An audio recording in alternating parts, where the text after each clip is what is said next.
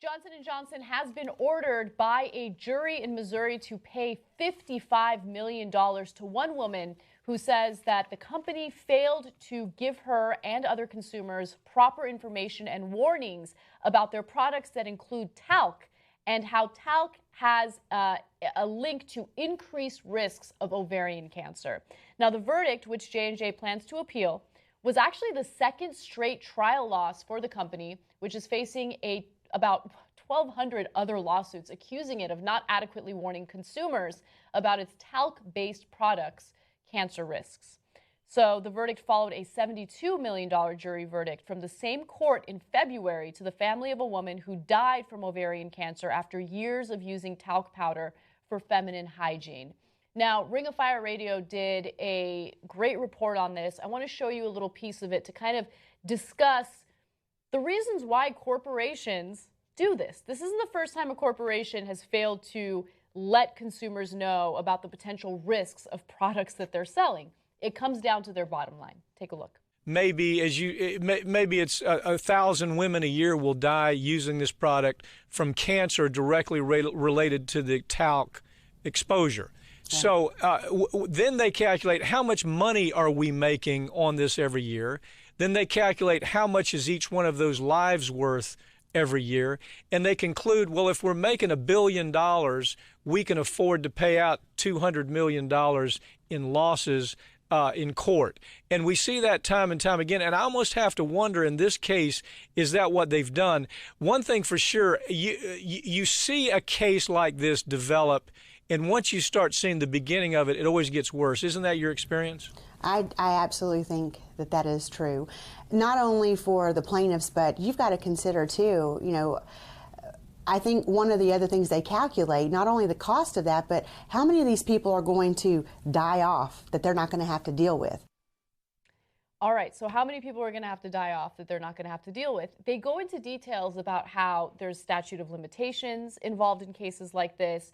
And so, look, I think that this is mostly speculative, but when you calculate that, you decide, all right, well, most people are going to die from this condition, and then we're never going to have to deal with them in lawsuits. Or maybe the statute of limitations might run out on cases like this, and we don't have to deal with the legal repercussions of doing something like this or not informing people enough about the potential risks of these products.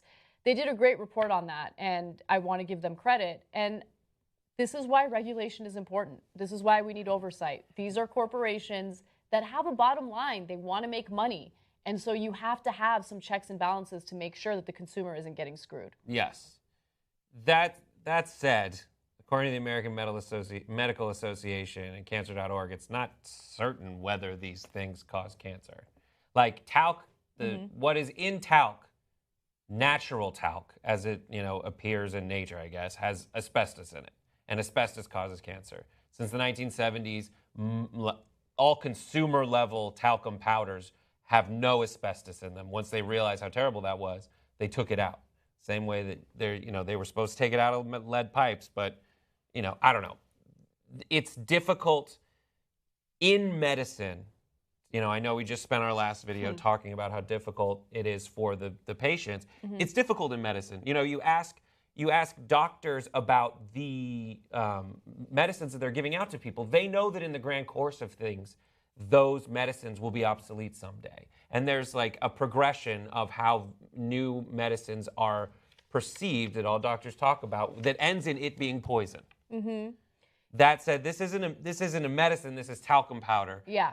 But it's tough. There's this giant judgment for $55 million. Is there any kind of regulation for something like talcum powder, which, while not medically recognized, is something that is used to treat some sorts of bodily functions, if not injuries or illnesses? I know that talcum powder is used by athletes to prevent chafing and things like that. I know some women use it for, freshness down there, whatever it is.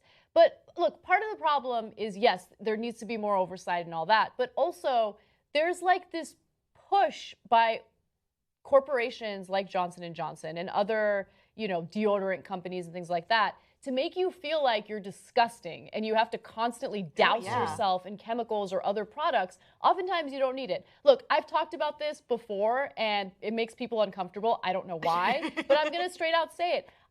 Most people don't need deodorant, okay? I need I deodorant. don't wear deodorant, okay? Yeah, I I smell know, fine. Anna. I smell fine. Like, I know. it's some people do, right? But like this idea that we all need to put these chemicals under our armpits because, oh my God, you're stinky and you're sweaty and you're disgusting. I'm not buying it, right? And I remember being told, you know, you don't need deodorant, and I thought it was crazy. And then I experimented with it and I stopped using it. And Yeah, I you was like, started using talcum powder under there. to no, keep I yourself don't. dry. I don't use What do anything. you use? Not even like. Look, the only time I have a problem is if I have a super stressful day, right? Because But stress you produces. exercise every day. You I do. do. That The without exercise deodorant? actually, I sweat, but it's not stinky. Like the idea of like, I it's think just Yeah, my not girlfriend for me. doesn't I sweat. don't It's know. weird. A But if I'm different stressed, person. it does get like that. And then there's natural deodorants that I use. Okay, I don't want to get into the science. Yeah, that's the behind thing. deodorant. I agree with that. I agree Yeah. very much that like I need stuff to make me not so disgusting smelling.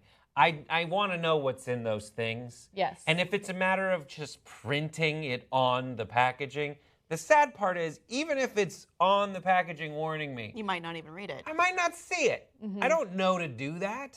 I assume implicit in Target's agreement with these companies to put stuff on their shelves that those things aren't going to kill me.